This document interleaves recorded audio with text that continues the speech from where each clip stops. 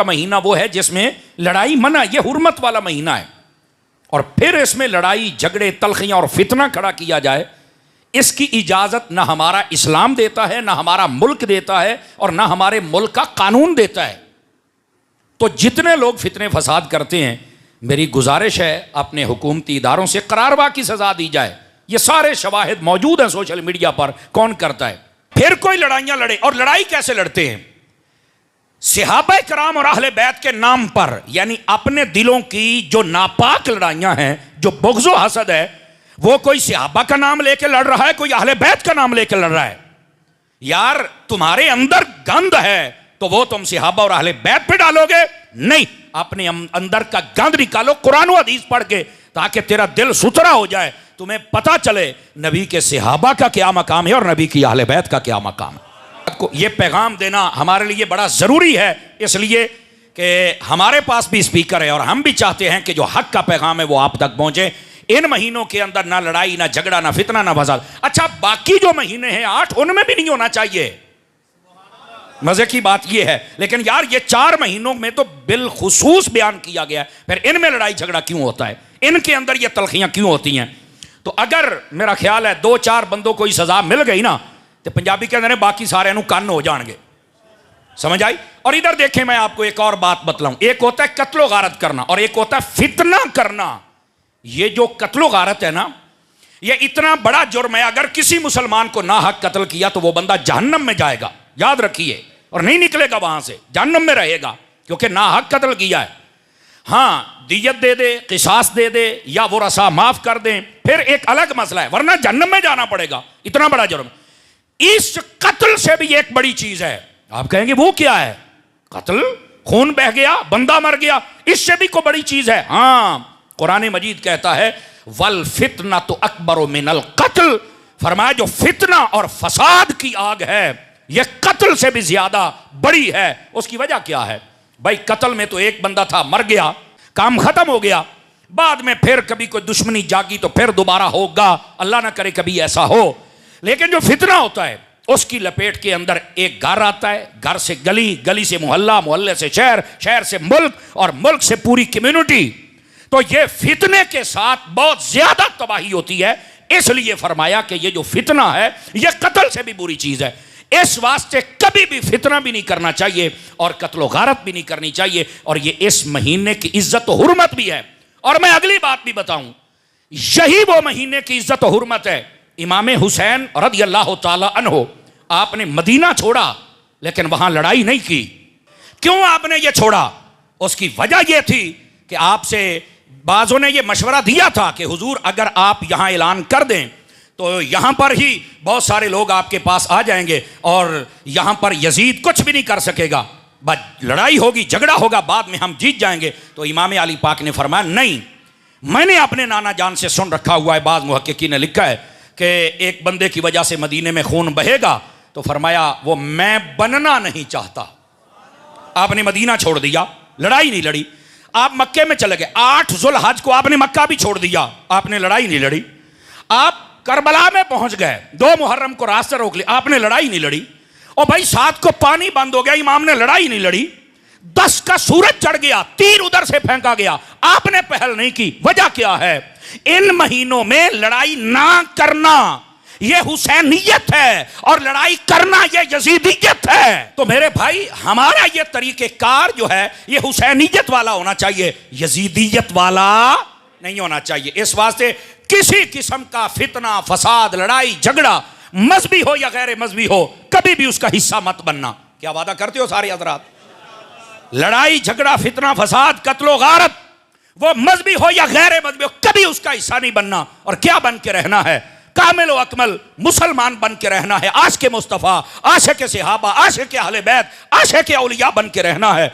जब आप इस नहज पर रहेंगे तो आपकी वजह से अमन ही अमन होगा, कभी फितना हो सकता।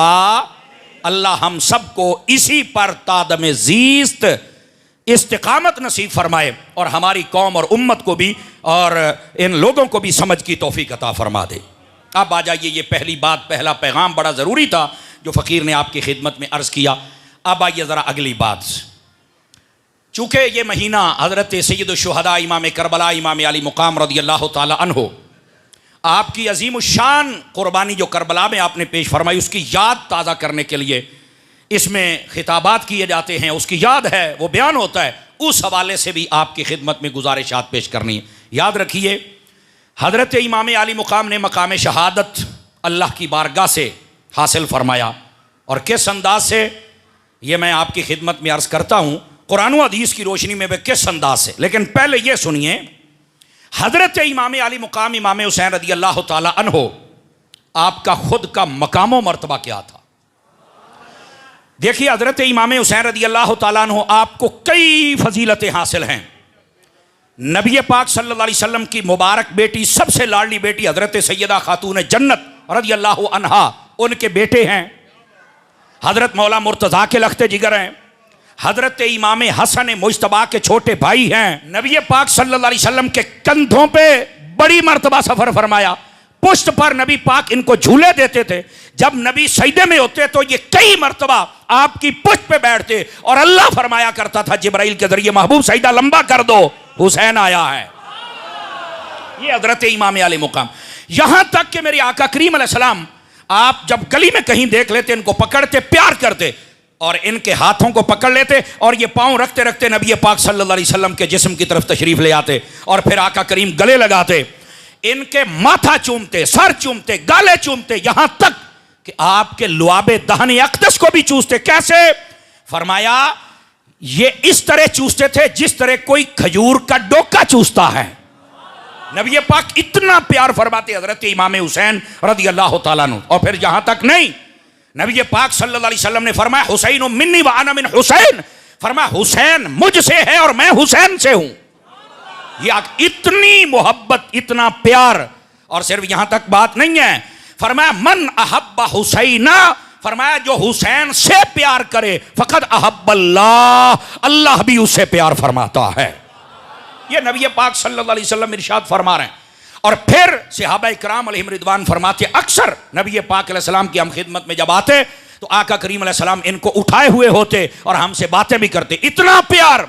हजरत उम्मुल मोमिनीन अम्मा आयशा सिद्दीक़ा तय्यबा ताहिरा रज़ियल्लाहु ताला अन्हा आप फरमाती हैं, नबी पाक जब अब मेरे हुजरे अक़दस से निकलते ना तो सबसे पहले हजरत अम्मा आयशा के हुजरे के पास जाते और वहां से गुजरते।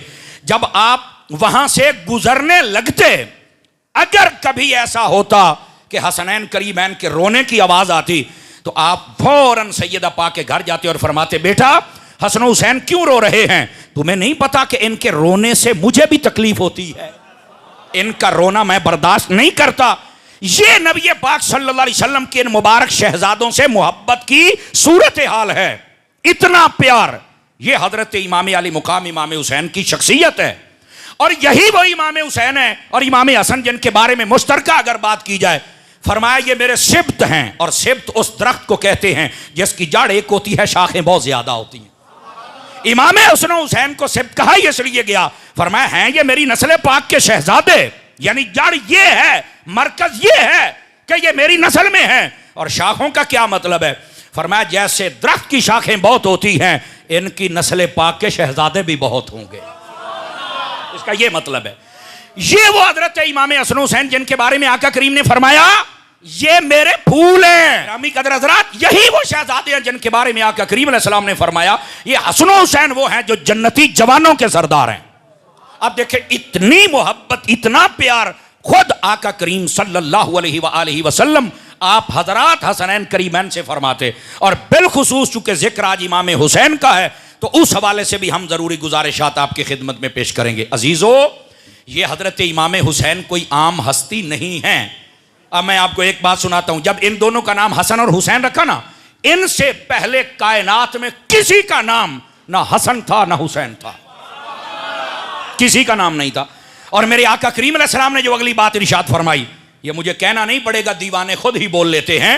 फरमाया हुमा इस्मान मिन अहलिल जन्ना, फरमाया ये दोनों नाम अल्लाह ने जन्नत से अता फरमाए हैं। बात समझ आई है कि हजरत इमाम अली मुकाम इमाम हुसैन रज़ियल्लाहु ताला अन्हु आपका मकाम और रुतबा हुजूर की बारगाह में क्या है, ये यकीन करें इस पर घंटों तकरीर हो तो हक अदा नहीं हो सकता। चूँकि हमने आपको बहुत पैगाम देने होते हैं, इसलिए हम जल्दी करते हैं ताकि आपके जहन के अंदर इनकी शख्सियत के बारे में जो कुरान और हदीस में दलाइल हैं वो भी आ जाएं, मोहब्बत भी बढ़ जाए और इनकी शख्सियत का तारुफ भी हो जाए और इनके बारे में हम ज़्यादा से ज़्यादा आपको बात भी बता दें। अब चलिए